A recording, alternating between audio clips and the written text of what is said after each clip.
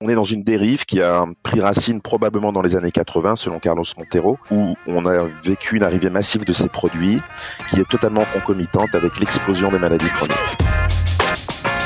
Bonjour, je suis Xavier Jalleran et bienvenue dans ce 16e épisode de Parlons Forme, le podcast qui vous fait du bien. L'invité du jour est Anthony Fardet, qui est auteur du livre « Halte aux aliments ultra transformés, mangeons vrai ». Au cours de ce podcast, nous parlons du changement de notre alimentation au cours des dernières décennies et des conséquences désastreuses que cela a pu avoir sur notre santé en général. Mais bon, ce n'est pas un podcast défaitiste et nous parlons aussi des pistes à suivre pour renverser cette tendance. Et Anthony vous donne 3 règles d'or pour une alimentation qui soit à la fois saine, éthique et durable. Avant de lancer cette interview, je vous rappelle 2 points. Le premier, c'est que vous pouvez accéder aux notes ainsi qu'à la retranscription écrite complète de cet épisode en allant sur le lien suivant extraforum.fr/16, le chiffre 16. Et le deuxième point, c'est que vous pouvez vous abonner à ce podcast et laisser un avis 5 étoiles ainsi qu'un commentaire sur iTunes. Je lis chacun des avis que vous déposez et d'ailleurs je remercie Jonathan qui a laissé le message suivant. Cool ce podcast pour se motiver et avoir des bons conseils afin d'avoir une meilleure hygiène de vie. Ça tombe bien, ça faisait un moment que je voulais m'y mettre, donc pour le moment ça me va bien pour m'aider à garder le cap, pourvu que ça dure. Ma motivation est le podcast. Alors merci Jonathan et rassure-toi, le podcast a prévu de durer. En attendant, j'espère que cet avis vous inspire et que vous aussi, vous prendrez le temps de venir laisser un petit mot. Et pour accéder à la page du podcast sur iTunes, c'est très simple. La première façon, c'est de chercher directement Parlons Forme dans le moteur de recherche de l'application. Et sinon, vous pouvez passer par ce lien extraform.fr/iTunes et vous serez automatiquement redirigé vers la bonne page. Ceci étant dit, je vous souhaite une très bonne écoute. Bonjour Anthony, et merci d'avoir accepté mon invitation pour ce podcast. Oui, bonjour, merci de votre invitation. Alors, Anthony, vous êtes l'auteur du livre « Halte aux aliments transformés, mangeons vrai » et on va prendre le temps de parler de tout ça au cours de cet épisode. Mais avant, est-ce que vous pourriez nous en dire un petit peu plus sur votre parcours afin qu'on comprenne un peu mieux ce qui vous a conduit à écrire cet ouvrage ? Oui, alors en fait, je suis de formation ingénieur agroalimentaire de l'AgroParisTech où je me suis spécialisé en sciences des aliments et nutrition. Et puis ensuite, donc j'ai fait une thèse en nutrition humaine à l'université d'Aix-Marseille et à l'INRA. Donc là, aujourd'hui, ça fait à peu près 21 ans que je fais de la recherche en alimentation préventive. Alors, ce qui m'a poussé à écrire ce bouquin, en fait, tout a commencé vers 2011, en fait. Si vous voulez, c'est parti d'un constat où je me posais des questions. Pourquoi, malgré 150 ans de recherche en nutrition, puisque la recherche en nutrition a commencé vers 1850, avec la découverte des calories, puis les protéines, etc. Pourquoi, malgré tant de données cumulées, pourquoi malgré tout l'espérance de vie en bonne santé en France et dans d'autres pays occidentaux notamment n'augmente pas? Et donc pourquoi on vit de plus en plus longtemps, mais de plus en plus longtemps malade en fait? Donc ça c'était la première question. Et donc je me suis interrogé sur la validité des recommandations nutritionnelles qui étaient données aux populations. Et puis en faisant un calcul assez simple et puis en lisant la littérature scientifique, on constate que une mauvaise alimentation, directement ou indirectement, est la première cause de mortalité en France, de mortalité précoce. Donc ces 2 constats m'ont amené à me dire il doit y avoir quelque chose qui va pas. Est-ce qu'il faut continuer comme on fait depuis on va dire une quarantaine d'années, depuis qu'on fait de la recherche en alimentation préventive, ce qui correspond à peu près à l'apparition et à l'explosion des maladies chroniques il y a une quarantaine d'années. Est-ce qu'on continue comme ça ou est-ce que c'est finalement le logiciel de base qui ne va pas? Et en fait, donc j'ai creusé et à force de creuser, on finit par trouver. Et en fait, je me suis intéressé à la philosophie de l'alimentation. Et c'est là que j'ai lu un ouvrage, 2 ouvrages qui m'ont beaucoup inspiré et qui ont servi de base aussi à ma réflexion. Le premier ouvrage, c'est Georgis Krinis, qui est un enseignant-chercheur australien et qui a écrit Nutritionism, qui veut dire réductionnisme nutritionnel en français. Et il explique comment la recherche en nutrition depuis 1850 est totalement baignée du réductionnisme, c'est-à-dire, pour faire simple, on a réduit l'aliment à une somme de nutriments et de composés, point barre. C'est-à-dire que c'est la culture occidentale qui est beaucoup basée sur le réductionnisme. L'idée, c'est de dire, puisque la réalité est trop complexe pour l'étudier telle quelle, on va la fractionner en entités isolées et on va étudier les parties. Donc c'est ce qu'on a fait avec les aliments. On a étudié les parties de l'aliment une par une, calories, protéines, lipides, vitamines, etc.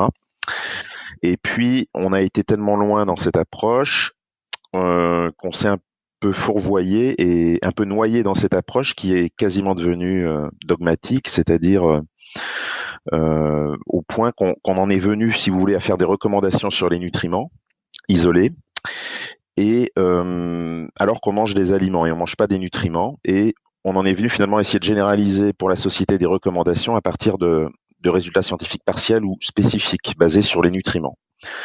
Et j'ai lu un deuxième bouquin de Colin Campbell, qui est un chercheur en biochimie nutritionnelle américain, qui est aujourd'hui à la retraite, qui s'appelle Whole, qui veut dire entier ou complet en anglais, et qui développe aussi le concept d'holisme.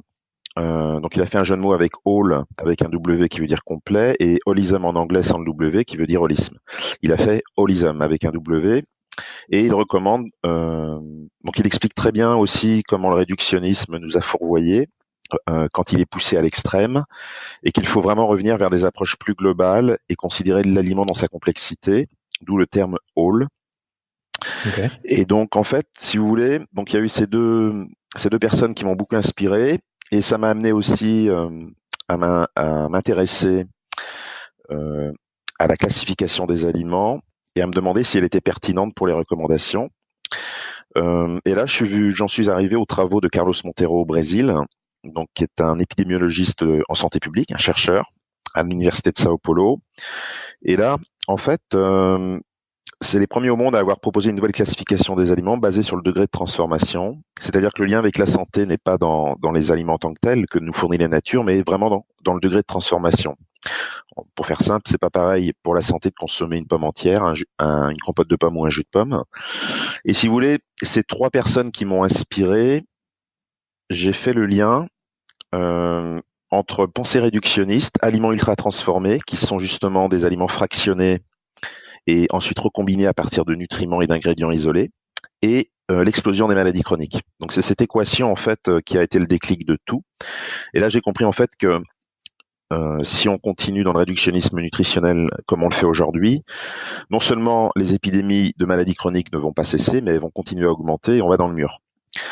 Donc c'est là que tout a commencé, et c'est sur la base de ces réflexions que en 2017 je me suis senti mûr pour écrire un ouvrage, parce que je ne voulais pas le garder que pour moi et la communauté scientifique, mais je trouvais ça vital de le communiquer à la société, puisqu'un chercheur doit aussi avoir un engagement sociétal, un rôle de vulgarisation, ça fait partie de nos attributs.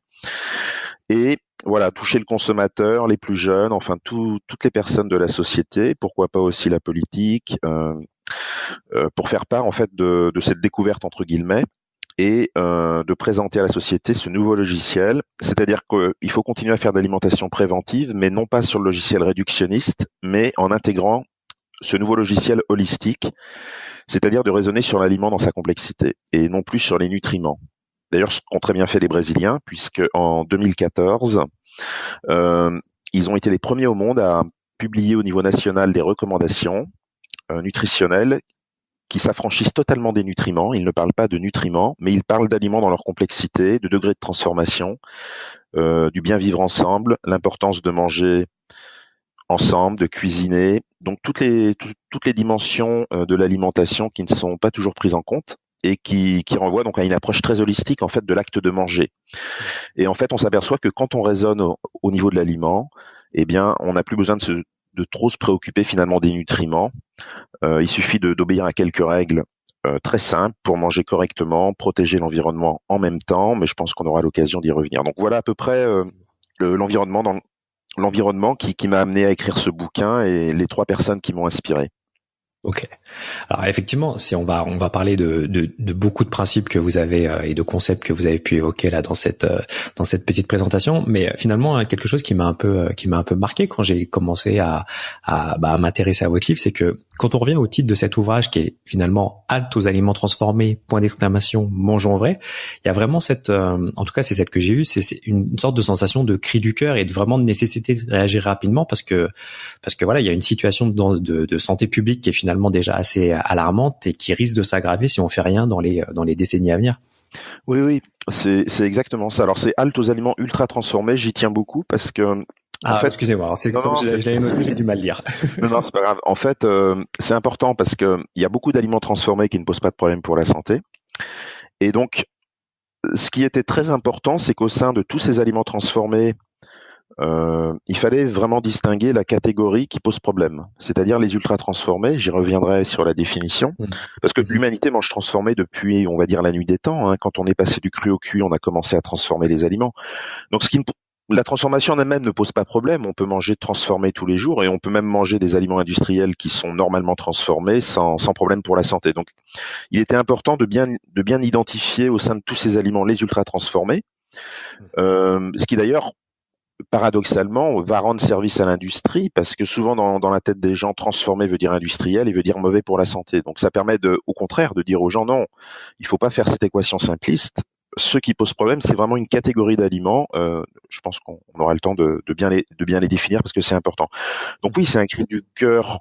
C'est le cri de quelqu'un qui pense vraiment que si on continue comme on fait, la situation ne va pas s'améliorer malgré les sommes importantes de connaissances que l'on a en nutrition. D'ailleurs, la preuve en est, c'est que l'espérance de vie en bonne santé n'augmente pas puisqu'elle est de 64,5 ans pour les femmes aujourd'hui et de 62,5 ans à peu près pour les hommes, à peu de choses près, mais ça n'augmente pas vraiment.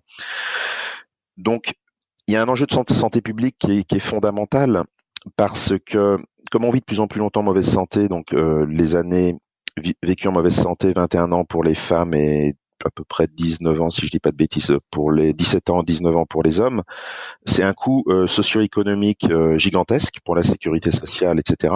Et on voit bien que les courbes de toutes les grandes maladies chroniques en France continuent à augmenter. Il n'y a pas de courbe qui s'infléchit, en tout cas, surtout pour la population adulte. Pour les plus jeunes, c'est un petit peu différent. On n'a pas forcément les mêmes courbes de progression.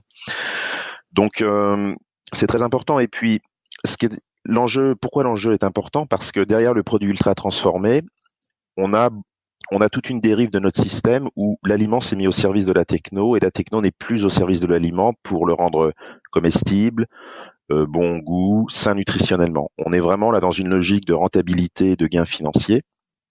Donc on est dans une dérive qui a pris racine probablement dans les années 80, selon Carlos Montero, où on a vécu une arrivée massive de ces produits qui est totalement concomitante avec l'explosion des maladies chroniques. Donc aujourd'hui, il faut faire du préventif, mais de manière beaucoup plus holistique si on veut pouvoir enrayer ces épidémies et inverser la tendance.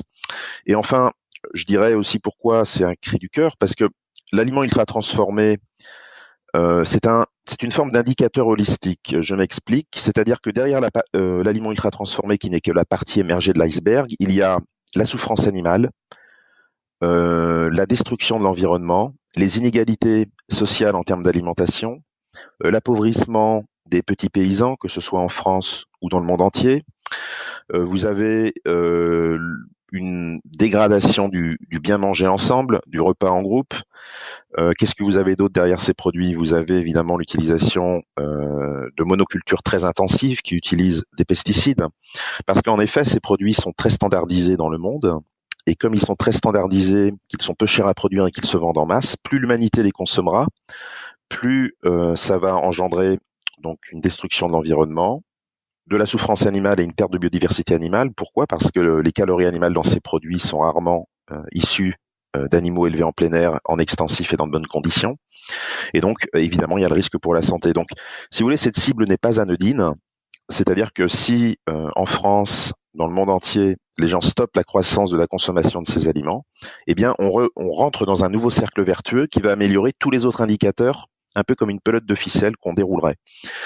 Donc, ce n'est pas une cible anodine. Et l'enjeu est évidemment non seulement français, mais mondial, parce que les courbes de progression et de consommation de ces aliments, notamment dans les pays émergents, sont gigantesques. Donc si ces pays font les mêmes erreurs que nous, on est mal barré. Donc il faut vraiment. Et du coup, d'un point de vue santé, est-ce que les courbes sont aussi, d'un point de vue maladie plutôt que de santé d'ailleurs, est-ce que les courbes dans ces pays justement suivent la même tendance que ce qu'on peut constater nous dans nos pays qui consomment ce genre de produits depuis plus longtemps? Oui, tous ces pays émergents, d'Amérique du Sud, Amérique centrale, ils ont vraiment des croissances de taux d'obésité et de diabète de type 2 qui sont en général les premières pathologies chroniques qui apparaissent, qui sont totalement en adéquation avec la disponibilité des aliments ultra transformés. D'ailleurs, Carlos Montero a fait 2 études sur 19 pays européens et 15 pays d'Amérique, notamment centrale principalement et du Sud. Et il y a une corrélation très très forte entre la disponibilité pour les ménages des produits ultra transformés et les taux d'obésité. Donc, il y a bien une association qui est présente, qui doit alerter et qui doit donc encourager à limiter la consommation de ces produits pour le plus grand nombre par principe de précaution.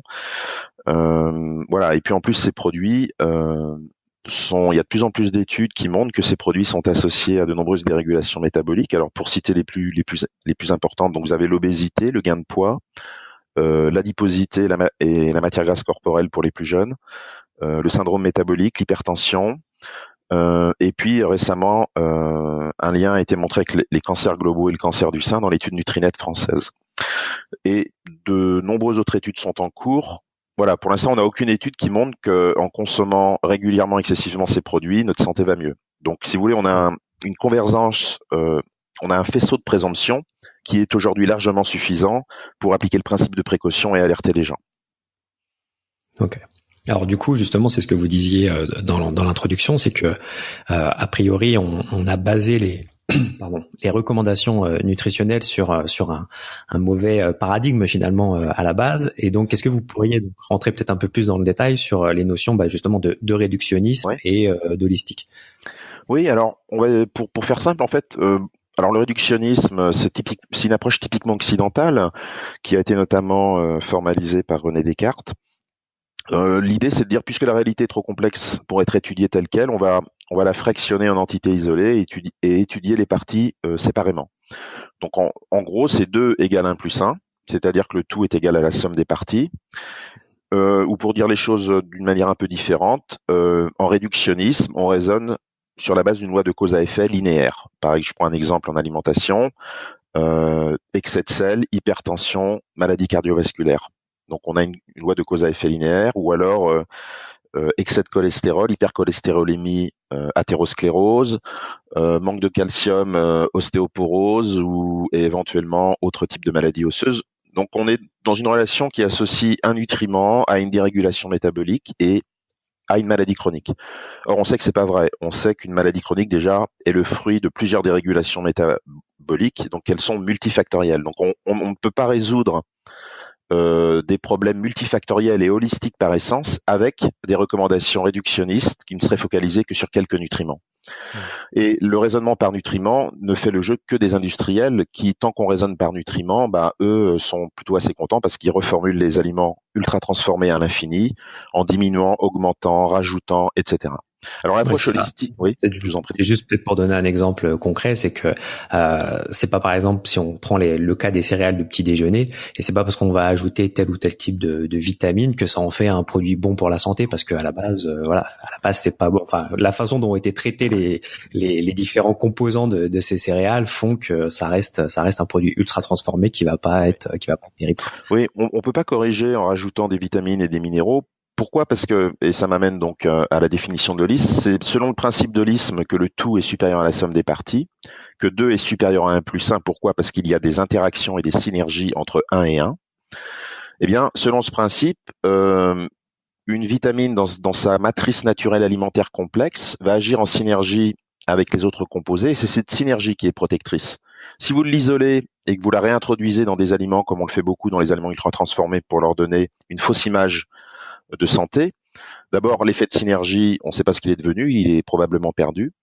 Et on ne sait pas ce que ça fait que de consommer ces nutriments remis souvent à des doses un peu plus élevées ou qu'on consomme régulièrement dans les aliments sur le plus long terme. D'ailleurs, la plupart des synthèses qui ont été faites sur les aliments que l'on aurait enrichis ou les compléments nutritionnels, que ce soit par l'OMS avec un rapport, je crois, de 2004 ou 2007, je ne me rappelle plus la date exacte, ou même les synthèses que j'ai pu faire, on voit très bien que les résultats sur le long terme, à moyen et à court terme chez l'homme, de l'enrichissement ou bien de l'utilisation régulière de compléments donnent des résultats très décevants, c'est-à-dire qu'on a souvent pas d'effet, ou alors quand il y a des effets, des fois il y a des études contradictoires où on n'a pas une évidence scientifique très solide, et parfois même on peut avoir des effets délétères, comme ça avait été très bien montré, comme ça avait été mis en évidence dans les années 80 avec la fameuse les fameuses études ABTS et Caret, pour faire simple, et je pense que c'est important de les citer parce qu'on voit bien quel est le problème du réductionnisme. Les chercheurs avaient vu que les caroténoïdes, qui sont des antioxydants assez forts, que ces caroténoïdes étaient donc des antioxydants, et donc ça pourrait être intéressant, pourquoi pas, de les administrer à forte dose dans les populations pour protéger l'organisme, notamment d'un stress oxydant élevé. Donc ils ont donné des compléments caroténoïdes à dose élevée à des fumeurs, et ils ont comparé avec un groupe contrôle, et ils ont regardé le risque de cancer du poumon, pensant qu'ils allaient le réduire avec les caroténoïdes, notamment le bêta-carotène. Et en fait, non, le risque de cancer du poumon a augmenté dans le groupe qui consommait les bêta-carotènes, parce que sorti de sa matrice et administré à forte dose, le bêta-carotène antioxydant n'est plus protecteur pour l'organisme.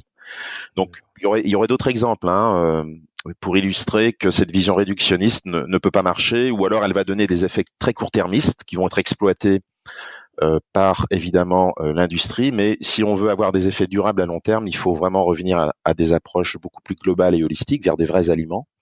Et donc l'approche holistique de l'alimentation, c'est considérer que le potentiel santé de l'aliment dans sa globalité est plus protecteur que la somme du potentiel santé des nutriments isolés. Mais le problème et le paradoxe de l'approche réductionniste aujourd'hui, c'est qu'il est plus rentable finalement de vendre les ingrédients et les nutriments isolés de l'aliment natif que l'aliment natif. Donc on est dans une logique réductionniste poussée à l'extrême qui fait qu'il y a plus de rentabilité avec les ingrédients qu'avec les aliments bruts de départ. Ouais, parce que du coup, on peut recréer les formules, enfin les vitamines ou les minéraux, on peut les recréer en laboratoire, c'est ça, et donc du coup ça coûte moins cher que de prendre un légume et d'en exploiter les propriétés, c'est ça? Disons que des ingrédients alimentaires sont produits en masse dans le monde à partir de monocultures intensives de maïs, de blé, de soja et autres, notamment grains et graines. Donc on a développé une agriculture intensive qui produit en masse ces ingrédients par fractionnement au cracking des aliments, et donc qui sont peu chers à être utilisés. Donc on utilise en masse dans les aliments ultra transformés, qui permettent aussi de réduire la part de vrais aliments dans les produits ultra transformés de matières nobles. Donc on peut réduire ainsi l'apport de céréales complètes, l'apport de poissons, l'apport de viande, et on substitue avec des texturants, des ingrédients, des additifs pour essayer de redonner une seconde vie aux aliments. Donc ce sont des aliments qui sont pas chers le système fait qu'aujourd'hui ce sont des aliments qui sont peu chers à produire et très rentables parce qu'ils sont consommés en masse, et on les a rendus très appétants en sucre, sel et gras pour favoriser l'acte d'achat. Donc voilà, c'est la logique typiquement réductionniste. Alors ça veut pas dire qu'il faut plus de réductionnisme en alimentation, puisqu'on a toujours besoin de décortiquer les mécanismes, mais il faut vraiment redonner toute sa place à l'approche holistique et revenir à des vrais aliments. Et puis, quand c'est nécessaire, pourquoi pas mener des recherches réductionnistes pour décortiquer un mécanisme, mais il faut que ça s'inscrive dans quelque chose de global, il faut que ça ait été pensé d'abord globalement, si vous voulez. Pour que le réductionnisme redevienne vertueux, il doit s'inscrire dans des logiques holistiques. Voilà. Donc là, par exemple, je prends l'exemple de la société, on va dire occidentale. Quel est le problème éthique de société ? L'explosion des maladies chroniques. Donc on est face à un problème complexe. On le pense d'abord globalement. Et puis on essaye de trouver des solutions à cette question éthique, sociétale et holistique. Et après, pourquoi pas, on peut mener des recherches un peu plus poussées, plus réductionnistes, mais dans ce cadre, pour que ce soit vertueux. Or aujourd'hui, le réductionnisme c'est totalement déconnecté des questions globales de société. Il tourne sur lui-même, devient théorique, coupé de la réalité, et il ne nourrit plus la pensée holistique et globale, et il n'est plus qu'au service finalement des intérêts financiers. Et donc on est un peu dans cette logique qui n'est plus vertueuse, et on est dans un réductionnisme au service de l'argent, alors qu'il faudrait revenir à un cercle vertueux holistique au service de l'humain. Voilà. Donc je pense que c'est peut-être un peu, j'espère que c'est pas trop compliqué, mais c'est important de bien comprendre les mécanismes et où on est où on en est aujourd'hui, faire le bon diagnostic, parce que si on ne fait pas le bon diagnostic, eh bien on peut bien continuer nos recherches pendant encore 1000 ans, ça changera pas grand-chose. Ouais. Il y a même aussi une autre, peut-être une autre façon d'aborder la question, mais parce que par exemple, si on prend la question des additifs alimentaires, et donc par rapport à cette approche réductionniste, c'est que en général, de près ce que j'en sais ou de ce que j'ai pu en comprendre, c'est que finalement, un nouvel additif alimentaire va être testé, mais en tant que tel, pour définir que par exemple, on ne doit pas consommer plus de tant de milligrammes de cet additif, oui. Voilà, dans la journée ou voilà sur une période de 24 heures. Mais sauf que du coup, là encore, on est dans cette approche réductionniste où on ne teste que les effets de cet additif sur une personne ou en tout cas dans une phase de test, et on parle jamais finalement de la multiplication des additifs, parce que dans les produits ultra transformés en général, on n'a jamais qu'un seul additif qui est présent dans les produits, quoi. C'est ça, c'est un très bon exemple de la dérive réductionniste où la pensée réductionniste pose plus une question rentable de rentable qu'une question éthique de société. C'est ce qui la motive quand elle est déconnectée de la réalité. Et donc les additifs, on utilise des designs expérimentaux très réductionnistes, très court-termistes pour mettre sur le marché des produits, alors qu'il faudrait faire le tour de la question de manière holistique, c'est-à-dire ne pas avoir peur de la complexité. Et cette complexité, c'est d'abord de tester ces molécules sur un temps beaucoup plus long. Peut-être d'étudier les interactions avec d'autres additifs, l'effet cocktail, éventuellement. Ça pourrait être d'étudier l'effet de ces additifs sur la flore colique, parce que certains travaux émergent et montrent que des additifs qui n'étaient pas classés à risque sembleraient perturber notre flore bactérienne dans un mauvais sens. Donc c'est ça, c'est-à-dire qu'en fait, quand on est dans une logique de mise sur le marché de marketing, on ne fait pas le tour de la question, on fait un design expérimental on se base sur une évidence scientifique finalement pas très solide pour essayer de mettre rapidement sur le marché les produits. Et donc c'est une erreur. Il faudrait faire le tour de la question, prendre le temps de réunir des chercheurs d'horizons variés. Puis une fois qu'on est sûr holistiquement à 100%, oui, là, du coup, on peut peut-être effectivement commercialiser, mais il faut faire le tour de la question et prendre son temps. On n'est pas obligé de toujours vouloir aller vite. Et donc là, on est bien dans l'opposition des deux logiques, en fait, holistique et réductionniste. Alors les deux doivent coexister harmonieusement, mais en fait, on fait deux erreurs aujourd'hui. C'est-à-dire que le réductionnisme est devenu tellement prégnant qu'il en est devenu presque dogmatique, voire arrogant. C'est-à-dire que toute approche qui s'éloignerait de sa logique serait vue de haut, mal considérée. Donc c'est la première erreur qu'on fait, c'est-à-dire ne pas donner assez de place à des approches plus transversales et holistiques. Et la deuxième erreur, c'est que on va du spécifique au général, c'est-à-dire qu'on généralise à partir du spécifique. Je vais vous prendre des exemples que vous allez comprendre qui sont liés au grand public. Quand on réduit les agrumes à la vitamine C, le lait au calcium, les produits laitiers au calcium, la viande aux protéines ou les céréales complètes aux fibres, on réduit bien le potentiel santé d'un aliment à un seul constituant. Donc c'est très utile pour le privé, les industries, parce que ça permet de faire des messages marketing alléchants. Mais on n'aide pas le grand public. Les agrumes, c'est beaucoup plus que la vitamine C. C'est le tout qui est protecteur. Ce n'est pas que la vitamine C. Et donc sur cette base-là, on se dit si finalement les agrumes c'est la vitamine C, on va prendre des compléments de vitamine C, on va enrichir en calcium. Si on dit que la viande finalement on la résume à une source de protéines, ça laisse à penser dans la tête des gens finalement que les produits végétaux ne sont peut-être pas des sources de protéines intéressantes. Donc vous voyez, le réductionnisme est très dualiste et presque manichéen et aboutit à des simplifications qui ne sont pas vraies par rapport à la réalité. Et donc on peut pas continuer comme ça. Donc il faut apporter deux corrections, redonner plus de place à l'holisme et toujours raisonner de l'holisme vers le réductionnisme, c'est-à-dire du complexe vers le particulier. Et là on revient dans une logique vertueuse qui devient vraiment très intéressante et qui va bénéficier réellement à la société et qui nous permettront de faire des recommandations alimentaires holistiques, etc., etc.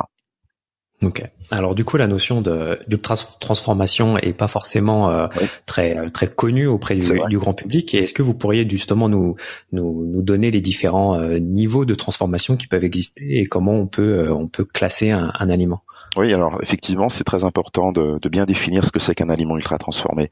Alors pour bien le comprendre, en fait, tout est parti. Ce concept a été défini en 2009-2010 par Carlos Monteiro et son équipe.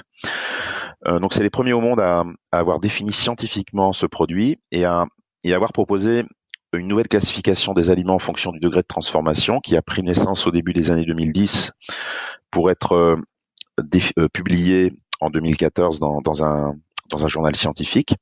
Donc il distingue 4 groupes. Donc c'est une classification très holistique, très globale, très simple. C'est la classification Nova, c'est ça? Voilà, Nova qui veut dire nouveau en portugais. Donc il y a les aliments pas peu transformés, qui sont les aliments bruts auxquels on ne rajoute aucun ingrédient particulier. On peut les additifs de type antioxydant ou conservateur sont tolérés quand ils permettent de préserver l'aliment ou de le conserver. Donc on va trouver tous les viandes, les poissons, les fruits, les légumes qui peuvent être découpés, tranchés éventuellement, voire ayant subi des traitements thermiques, mais on n'ajoute rien à l'aliment. Ensuite, il y a les aliments, les ingrédients culinaires, qui sont les ingrédients qu'on peut utiliser à la maison, qui sont pour la plupart d'entre eux extraits du groupe 1, des aliments bruts. On va trouver les huiles, le beurre, la crème, le sucre de table qu'on extrait de la betterave ou de la canne à sucre. On peut aussi trouver le sel qui est extrait de la nature ou des épices. Le groupe 3, donc c'est une combinaison des aliments bruts ou peu transformés auxquels on rajoute des ingrédients culinaires pour assaisonner, soit pour préserver les aliments plus longtemps avec le sucre ou le sel par exemple. Donc on a toute l'alimentation traditionnelle que l'on peut rencontrer dans différents pays. On a tous les produits fermentés comme les fromages, le pain. En fait, on est vraiment dans une transformation au service de l'aliment, soit pour en améliorer le goût par la fermentation, ou la conservation avec le sel, le sucre, le fumage, le salage, la fermentation, etc. Et on peut aussi augmenter même la qualité nutritionnelle. On sait que les fermentations des grains et graines, la préfermentation peut en augmenter la qualité nutritionnelle. Donc jusque-là, ça va. On est dans 3 groupes qui peuvent constituer la base de notre alimentation, en favorisant évidemment les aliments peu transformés. C'est ce que mettent en avant les Brésiliens. Et le break arrive vraiment dans les années 80 avec l'arrivée massive des ultra transformés. Donc la définition est assez simple. Ce sont des aliments qui contiennent au moins un ingrédient et ou additif de type cosmétique et d'utilisation strictement industrielle pour restaurer, imiter ou exacerber goût, texture et couleur. Donc on est vraiment dans des ingrédients et additifs cosmétiques, c'est-à-dire pourquoi cosmétiques? Parce qu'ils sont là pour restaurer des propriétés d'un aliment qui ont été perdues lors de l'ultra-transformation. Et qu'est-ce qu'on restaure? Le goût, la couleur et la texture. Et on peut même restaurer la densité nutritionnelle en rajoutant évidemment des fibres, des minéraux et des vitamines. Pourquoi on en rajoute? Parce qu'elles ont été perdues. Donc on est bien dans une logique en fait de maquillage d'un produit, de restauration d'un produit. Alors parmi les ingrédients et additifs de type cosmétique, on peut trouver les colorants, les exhausteurs de goût, les texturants, le gluten, par exemple le sucre inverti, le sirop de glucose fructose, le bêta-carotène en tant qu'additif ou colorant, etc., etc. Donc il en suffit d'un pour que l'aliment bascule dans l'ultra-transformation. Pourquoi? Parce que les vrais aliments n'ont pas besoin que l'on restaure leur texture, leur goût et leur couleur. Ils se suffisent à eux-mêmes, en fait. Ouais, on est dans une définition très simple. Ces produits ont d'autres attributs. Ils sont dans des emballages souvent très colorés et très attractifs, avec des promotions, des personnages de l'univers des enfants pour favoriser l'acte d'achat, et souvent enrichis en sel, sucre et gras, parce que ce sont les 3 nutriments les plus addictifs et qui donnent envie d'y revenir, même si on n'a plus faim. On a tous fait l'expérience de consommer des confiseries alors qu'on n'avait plus faim, des chips alors qu'on n'avait plus faim, etc. Donc voilà, donc c'est des aliments assez faciles à reconnaître, et on voit bien qu'ici que la technologie n'est plus au service de l'aliment, mais on est vraiment dans une logique commerciale, de marketing. Qu'est-ce qu'on pourrait dire d'autre sur ces aliments? En fait, ils ont 3 caractéristiques. Pourquoi ils posent problème pour la santé lorsque consommés régulièrement? Alors moi, je préconise de ne pas dépasser 15% de calories quotidiennes, c'est-à-dire un grand maximum de 2 portions par jour.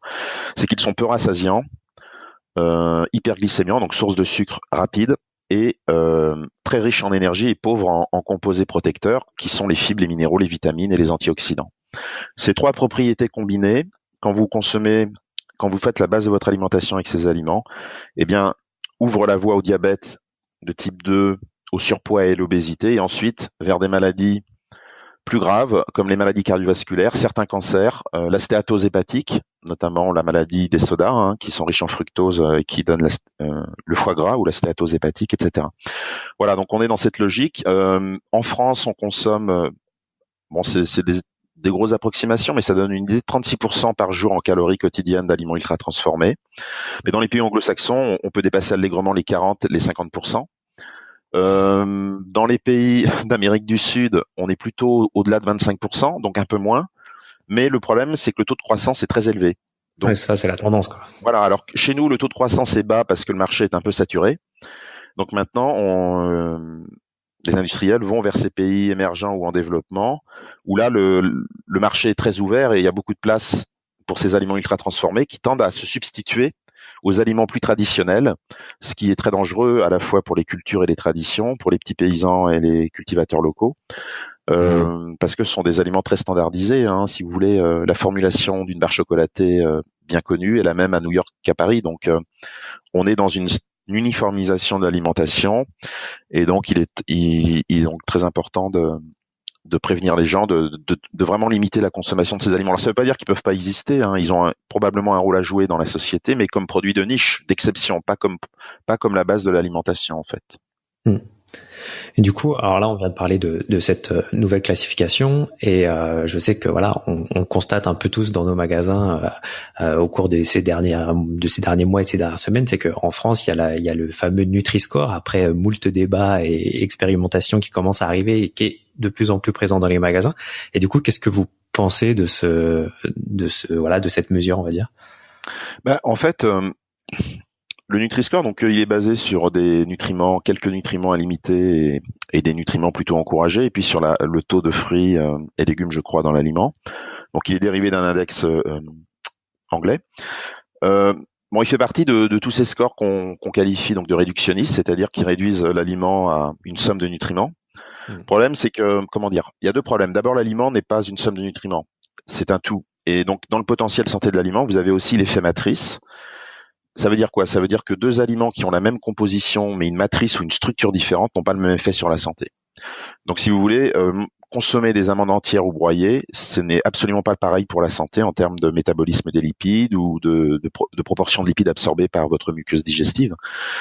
Donc, le Nutri-Score ou d'autres scores vont donner une même note, alors qu'en fait, c'est pas du tout la même chose pour la santé. Vous pouvez avoir aussi des céréales rapides, sources de sucre rapide, et d'autres sources de sucre lent avec une même note. Et on sait bien que c'est pas du tout la même chose pour la santé. Donc là, ça c'est le premier, je dirais, écueil, c'est-à-dire que les scores réductionnistes ne rendent pas compte du véritable potentiel santé des aliments, ni de la présence d'additifs et d'ingrédients de type cosmétique. Ensuite, l'autre problème, c'est que les maladies chroniques sont multifactorielles et ne font pas intervenir que l'alimentation, elles font intervenir aussi des paramètres psychosociaux, logiques. Donc, si vous voulez, on peut pas résoudre, par exemple, l'obésité, qui est une maladie multifactorielle, qui fait intervenir évidemment une mauvaise alimentation comme premier levier, mais aussi la baisse de l'activité physique, donc la sédentarité, le stress, le manque de sommeil, un contrôle parental qui serait trop strict ou trop lâche, ça a aussi été lié à l'obésité. Il peut y avoir le stress, il peut y avoir aussi la génétique. On peut pas résoudre. On est typiquement dans la logique réductionniste où on essaye de résoudre des problèmes qui sont par essence complexes et holistiques avec une solution réductionniste et théorique. On va de la science vers la société, alors qu'il faudrait aller de la société vers la science. Donc, si on veut résoudre l'obésité, il faut mettre en place on est dans un environnement obésogénique multifactoriel. Donc, il faut essayer de jouer sur différents niveaux si on veut vraiment lutter contre les maladies chroniques. D'ailleurs, on voit bien que tous les régimes à base de nutriments ou de calories à éviter ont échoué puisque la courbe de l'obésité en France continue à augmenter. Donc, si cette approche par nutriments était efficace, je pense que ça se saurait. Plus de 90% des gens qui font des régimes réductionnistes arrêtent et souvent même reprennent plus de poids après qu'ils n'en avaient au départ. Donc, on voit bien toutes les limites de cette approche. Donc, je pense que l'étape qu'il faudrait intégrer maintenant, c'est le degré de transformation des aliments et puis des scores holistiques qui prendraient en compte tout le potentiel santé de l'aliment. Donc, pas seulement les nutriments, mais aussi donc, comme je le disais, le degré de transformation, les additifs, le degré de transformation aussi des ingrédients. Un sirop de fructose n'est pas pareil qu'un sucre de table, qui n'est pas pareil qu'un miel. Une huile hydrogénée n'est pas pareil qu'une huile raffinée classique et n'est pas pareil qu'une huile vierge première pression à froid. Donc, on a aussi des degrés de transformation dans les ingrédients. Voilà, donc il faut essayer de s'approcher de cette vision globale du potentiel santé si on veut aboutir à des effets durables à long terme. Donc, moi, je prône de manière très urgente à aller vers des index holistiques et des recommandations nutritionnelles holistiques qui tiennent vraiment compte de la réalité de la société, quoi, qui n'en soient pas déconnectés. Parce qu'on dit manger moins gras, moins salé, moins sucré, donc ça peut effectivement être porteur de valeur en soi, mais on ne mange pas des nutriments, on mange des aliments, donc il faut faire les recommandations sur ce qu'on met d'abord dans la bouche, c'est-à-dire l'aliment et sa matrice. Or aujourd'hui, on fait pas les recommandations sur ce qu'on met dans la bouche de manière suffisante. Alors il y a des efforts qui sont faits, hein, il faut les reconnaître, mais je pense qu'il faut vraiment aller beaucoup plus loin. Voilà. Et aujourd'hui, il y a quelque chose qui existe, je sais pas, d'équivalent au Nutri-Score qui prendrait en compte cette vision plus holistique d'un aliment. Ouais, oui, ça existe déjà. C'est le projet que j'ai développé avec donc c'est le projet SIGA. Donc j'ai été contacté il y a 1 an et demi par des personnes qui justement étaient au Brésil et qui se sont alarmés de la situation brésilienne et qui m'ont contacté parce que ils voulaient justement travailler sur la base de la classification NOVA à développer une classification holistique. Donc c'est un projet, c'est une start-up qui a été créée par Aris Christodoulou et je suis le président scientifique de ce comité scientifique. Donc pendant 1 an et demi, on a répertorié pratiquement plus de 12 000 ingrédients utilisés dans le monde entier. D'accord. On a fait toute la science, possible et inimaginable, sur les liens entre ingrédients, aliments et santé. On a pris en compte le degré de transformation de ces ingrédients, pas seulement des aliments. Et donc on est parti de NOVA, qui sont les groupes que je viens de définir, qui sont des groupes holistiques. Mais si on suit donc le logiciel que je définis, c'est-à-dire d'abord être holistique et ensuite utiliser le réductionnisme quand c'est nécessaire, eh bien SIGA essaye de combiner cette approche. C'est-à-dire qu'on est parti de groupes très très simples holistiques NOVA, qui est bien compris du grand public, et on a voulu développer un outil, un algorithme qui permette d'approcher et de dialoguer avec les entreprises et la grande distribution. Donc on s'est dit 4 groupes, ce sera pas suffisant parce que il manque des paliers. Donc on est parti des 4 groupes et puis on a rajouté 4 sous-groupes qui sont du coup des sous-groupes un peu plus réductionnistes, si vous voulez. Mm-hmm. Et on a 8 groupes technologiques, donc on a un index très holistique parce qu'il prend en compte l'effet matrice des aliments, le degré de transformation. Il prend en compte les teneurs en sucre, sel et gras, donc ça c'est l'aspect un peu plus réductionniste. Il prend en compte la nature, la fonction, le nombre d'additifs et le risque. Il prend en compte les ingrédients ajoutés et leur degré de transformation, c'est-à-dire pour nous c'est pas pareil un sirop de glucose qu'un sucre de table ou qu'un miel. Et donc on a fait un algorithme qui dispatche les aliments dans les 8 groupes techno et on arrive vraiment à une classification qui est en lien avec la santé et qui est vraiment très très intéressante. Et on n'a pas d'aberration de classement par rapport à ce qu'on sait. Alors évidemment, c'est un classement évolutif, c'est-à-dire que si on a de nouvelles données, de nouveaux rapports d'expertise ou de nouvelles données scientifiques, l'algorithme peut évoluer en fonction de ces nouvelles données. Mais c'est un outil qui est intéressant parce que, voilà, par exemple, dans les ultra transformés, on a fait 3 sous-groupes. Dans les aliments transformés, on a fait 2 sous-groupes et dans les aliments bruts, on a fait 2 sous-groupes. Par exemple, dans les aliments bruts, on a pris en compte l'effet matrice. Donc, on a fait les aliments bruts avec un effet matrice conservé et puis les aliments bruts pour lesquels l'effet matrice a été altéré. Donc ça fait, on va dire, groupe A0 à 1. Et, dans les aliments transformés auxquels on ajoute des ingrédients culinaires, on a trouvé que c'était important de prendre en compte la quantité de sucre, sel et gras. Donc pour nous, c'est pas pareil de mettre 5 morceaux de sucre dans un yaourt que 1.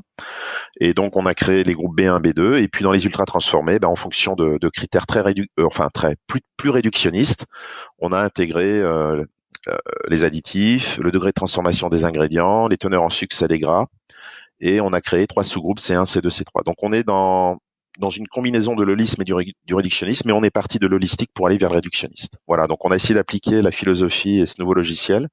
Et donc cet algorithme est disponible maintenant en ligne, alors pas gratuitement, mais en tout cas on travaille maintenant vers ce score qui nous paraît plus global et plus holistique. D'accord, ok, super. Alors, du coup, vous parlez aussi dans votre livre de 3 règles d'or pour une alimentation qui soit à la fois saine, éthique et durable. Et c'est vrai qu'on n'en a pas forcément beaucoup parlé jusqu'à présent, mais finalement, si on veut, si on veut avoir une bonne santé en général, ça passe aussi par le type de produits qu'on consomme et par leur qualité à la base. Et pour ça, il est nécessaire d'avoir un système de production qui soit à la fois respectueux de l'environnement et qui soit capable de nourrir tout le monde. Oui, tout à fait. Et alors du coup, je veux bien vous laisser la parole pour parler de ces règles d'or, et puis après, je vous laisse, comme on arrive au bout des 45 minutes qu'on s'était planifié, je vous laisse prendre le temps que vous voulez, et puis voilà, après on s'arrêtera là-dessus. Merci, c'est bien. Oui, je pense que c'est bien de terminer par les 3 règles d'or pour une alimentation saine, durable et éthique, parce que voilà, c'est bien de faire un constat. Donc, en fait, quelle a été ma logique? C'était de faire le constat, donc qui avait déjà été fait par les Brésiliens, et de bien étudier la relation entre degré de transformation des aliments et santé, ce qui est d'ailleurs mon projet de recherche actuel en tant que chercheur. Ensuite, j'ai voulu comprendre quelles étaient les causes de tout ça, mais les causes profondes, philosophiques presque. Donc, ça a été les approches holistiques et réductionnistes. Et ensuite, je me suis dit, donc maintenant, il faut trouver essayer d'élaborer des recommandations qui soient à la fois scientifiques mais holistiques, c'est-à-dire s'affranchir des nutriments parce qu'on ne mange pas des nutriments des aliments. Donc, ce sont plutôt des recommandations très simples, vous allez voir, qu'on peut appeler aussi la règle des 3 V parce que, si vous voulez, toute la science, que ce soit les études chez l'homme, chez l'animal, in vitro, c'est-à-dire des dosages ou des choses comme ça, toute la science converge vers un régime universel protecteur. C'est un régime riche en produits végétaux, donc le premier V, qui sont vrais, donc des vrais aliments, donc des produits végétaux peu transformés et variés. Alors, pour détailler ces règles, le premier V, donc végétal, ça veut dire qu'il faut favoriser les calories végétales sur animal. C'est très important. Alors, j'ai oublié de dire que ces 3 règles, elles sont non seulement holistiques parce qu'on s'affranchit des nutriments et qu'elles englobent les besoins nutritionnels de manière naturelle, mais elles sont aussi holistiques parce qu'elles permettent de protéger à la fois la santé humaine, le bien-être et la biodiversité animale et l'environnement, que ce soit pollution, climat et biodiversité. Donc cette première règle, c'est très important de consommer plus de calories végétales pour répondre à ces 3 dimensions de la vie sur Terre, donc humaine, animale et environnementale. Donc je recommande de ne pas dépasser 15% de calories animales. Alors le détail de ces recommandations et l'explication se trouve dans mon bouquin et je suis en train d'écrire un article scientifique aussi pour bien les détailler. Ensuite, dans les calories animales et végétales, il ne faudrait pas dépasser 15% de calories ultra transformées, c'est-à-dire en gros 2 portions par jour grand maximum. Vous voyez, c'est très simple. Et ensuite, dans les produits qui ne sont pas ultra transformés, mangez varié et si possible bio, local et de saison. Donc, parce que si vous mangez varié des produits ultra transformés, comme c'est des produits raffinés et très peu riches en fibres, antioxydants, minéraux et vitamines, manger varié dans l'ultra transformé, c'est plutôt manger des marques variées. Donc ça ne change pas grand-chose. Donc il faut manger varié, mais dans les produits plutôt bruts ou peu transformés. Donc ces 3 règles sont interconnectées. J'ai beau réfléchir, j'en trouve pas une 4e, et j'ai beau réfléchir, si j'en supprime une des 3, il manque quelque chose. Par contre, en respectant les 3 V, vous voyez que c'est très simple. C'est pas, il y a plus besoin de se préoccuper du sucre, du sel, du gras. Il y a plus besoin de se préoccuper de ses besoins nutritionnels parce qu'on est sûr de les remplir. Donc je voulais élaborer des règles simples pour le grand public, faciles à retenir. Parce que le réductionnisme nous a emmené dans une grande confusion. Un coup, on a dénigré le gras, après on a dénigré le sucre, ensuite on a dénigré les produits laitiers, les produits céréaliers, la viande, qu'est-ce qu'il y a eu, le beurre, le cholestérol, les œufs, et on voit bien que tout ça est remis en cause. Et ce que j'aimerais faire comprendre, c'est que cette confusion, en fait, s'explique très simplement par la pensée réductionniste qui a voulu généraliser à partir de nutriments isolés ou de super aliments. Mais quand on revient à une vision globale de l'ensemble, tout devient d'une simplicité enfantine. Et cette simplicité enfantine, j'ai voulu la traduire par la règle des 3 V, qui peut se décliner partout dans le monde en respectant les différentes dimensions de la durabilité, que ce soit, voilà, par exemple, on peut très bien appliquer les 3 V en Auvergne en fonction de ce qu'on produit localement. On peut donc favoriser, pourquoi pas, les lentilles, par exemple. Dans le nord de la France, on peut favoriser les pommes de terre. Enfin, voilà, elles peuvent se décliner en fonction des réalités locales, ce qui m'a amené à développer aussi le concept de régime sain régionalisé pour sortir des régimes sains dogmatiques.